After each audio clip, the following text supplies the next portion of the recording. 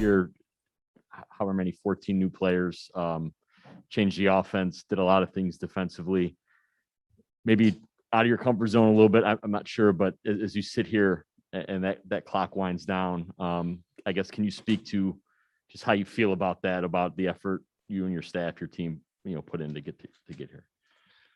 Yeah, I mean, I definitely will answer that question. I always just, again, take a second to acknowledge the Phoenix Suns, their players, amazing players led by Devin Booker and Chris Paul, their whole roster, amazing coach Monty Williams, the entire organization.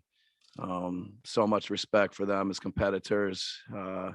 So I have so much respect for Monty and his team. I think it's just a credit to the players.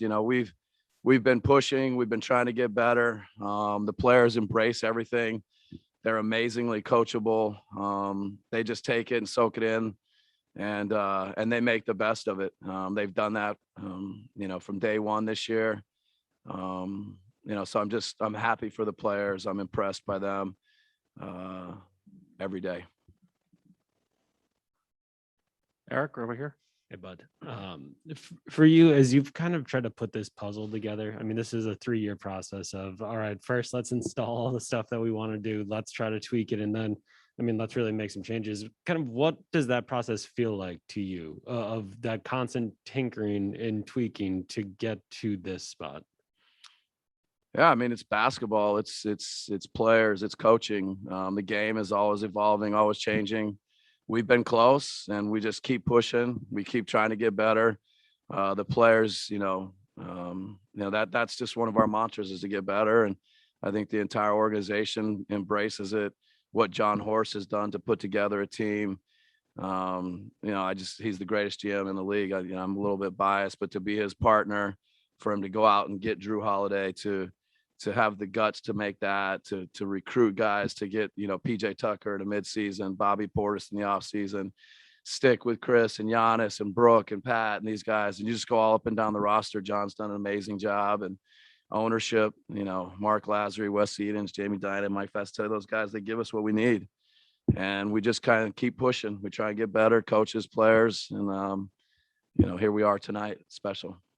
I know throughout your tenure, you haven't been afraid to use the word love with your team and just kind of your coaches and everyone. There's 2 hugs I'd like to know about. You won't get to know about them, but go ahead. Try. Darvin, just lifting you up into the air. I think the second time that he's gotten a chance to do that. And then you, Giannis, and Chris just kind of getting to have a moment together. And whether or not you want to tell me about the hug, just the partnership with you. Yeah. What that's been. Yeah, no, Darvin and the coaches,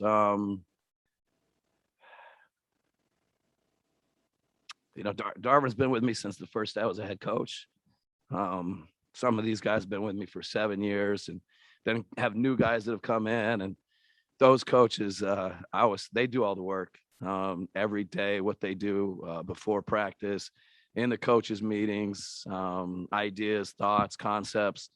I love those guys, no doubt about it. The staff, I think it's part of what makes coaching special, is having assistant coaches and a staff that you can laugh with, you can cry with, you can work with, you can debate with, or fight. Sometimes we fight. And then Giannis and Chris, it's just, I think, special for for me to get the opportunity to coach those 2 guys, the leadership that they've shown, really from day one, from having breakfast together, and you could just see their desire to be great, their desire to push this organization to where we are tonight. I just to embrace those guys, and I love them. I love the players. I love the roster. I love the team.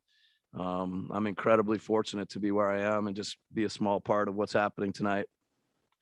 Shawn. But Giannis's game, particularly from the free throw line, defensively, have you run out of things to say about him? Yeah, I might just say, come on up, take over. I don't want to do any more media. Do my thing. This is not my. Yeah.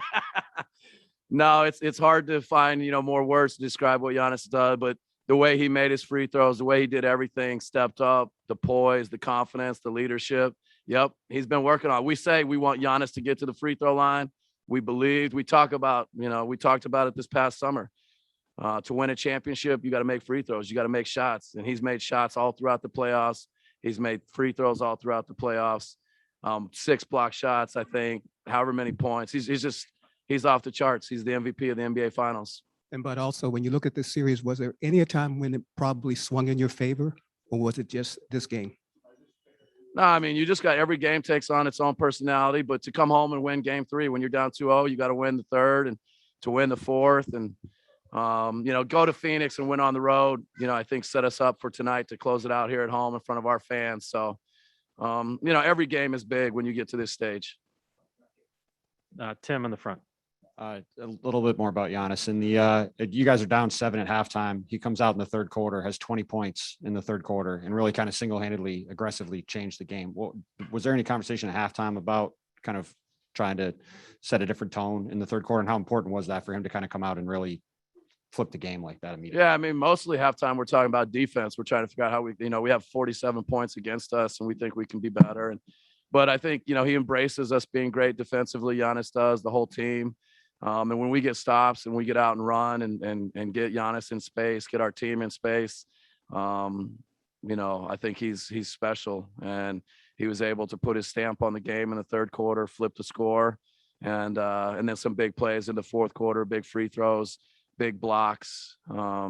It's hard to keep finding words for Giannis. Jeff, Hard back to here. talk about him while he's in the room too. I think he should come on up here. Jeff, last one before Last we bring one. up Giannis. But just real quick off of Shawn's question, I know you mentioned a couple things, but did you find things after game 2 that really did change the tone of the series? Well, we just felt like we played better in game 2. Game 1, we were not very good. You have to look at yourself. You have to be honest. We went into game 2. We still weren't able to get over the hump, but we felt like we were getting better. We learned some things defensively. This group they take the challenge. They love to watch film. They love to improve. They love to get better. And from 2 to 3, we got better, and 3 to 4, and just, through tonight. It's been great to watch and witness what this team does when they're challenged.